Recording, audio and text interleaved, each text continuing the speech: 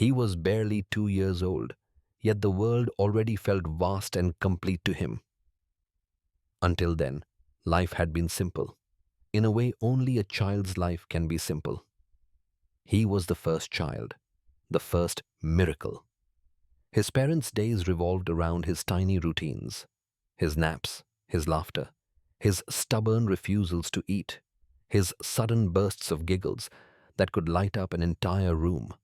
His grandparents, with whom he lived, treated him like a long-awaited blessing, the kind that arrives late in life and fills every remaining corner of the heart.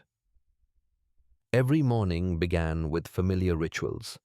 His grandmother would scoop him up before he even had time to fully open his eyes, pressing her wrinkled cheek against his soft one.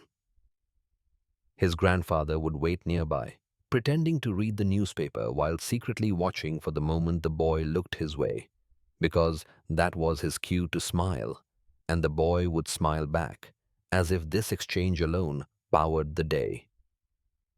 Near relatives came often: aunts, uncles, cousins.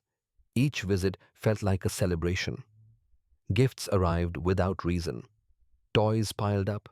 Everyone wanted to hold him, feed him, hear him speak, watch him walk, record his smallest achievements as if history itself was unfolding. For 2 years, the boy lived at the center of the universe. He did not know it then, but this was his kingdom. When he was barely 1 year old, something changed quietly, invisibly. His mother began to move a little slower. Her laughter softened, her hand often resting on her belly. Conversations shifted around him, though he did not understand the words. Names were whispered, plans were made, clothes were folded and refolded. He noticed only small things: his mother resting more often, his grandmother telling him to play gently near her, his father placing a hand on his mother's shoulder with a seriousness the boy had not seen before. Still, the love never stopped. If anything, it intensified, as though the adults sensed something precious was about to change and wanted to hold on just a little longer.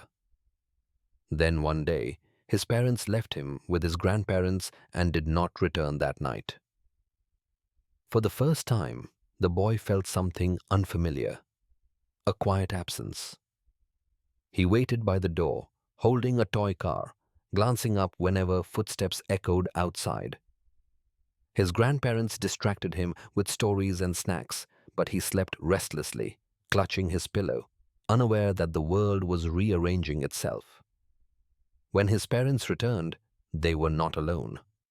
They carried something small, wrapped in pink, something that made the adults' voices soften and their smiles stretch wider. The boy stood still, uncertain. Everyone gathered around the bundle.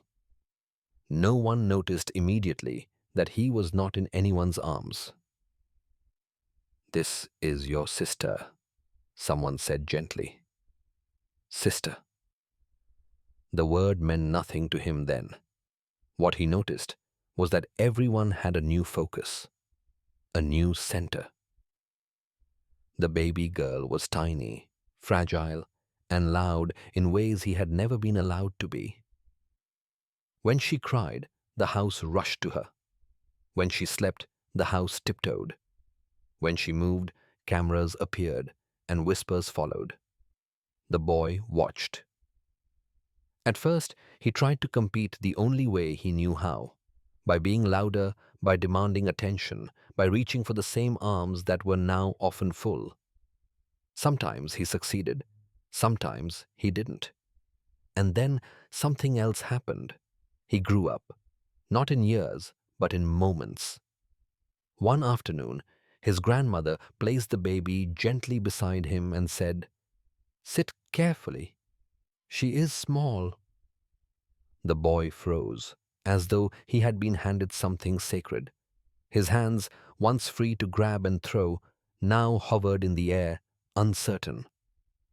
He sat still, perfectly still, watching his sister's chest rise and fall.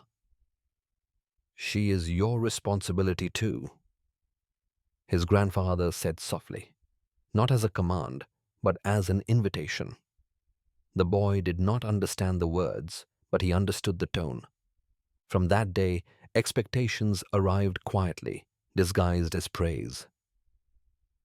See how well he sits with her. He understands. He is a good elder brother. Elder brother, a title he had not asked for, yet one that settled onto his small shoulders like an invisible crown. He began to bring her toys, though she could not hold them. He warned others when they came too close. If she cried, he would look toward the adults first, and then at her, as though wondering what he could do. Once, when she rolled slightly on the bed, he instinctively placed a hand near her, steadying her without touching.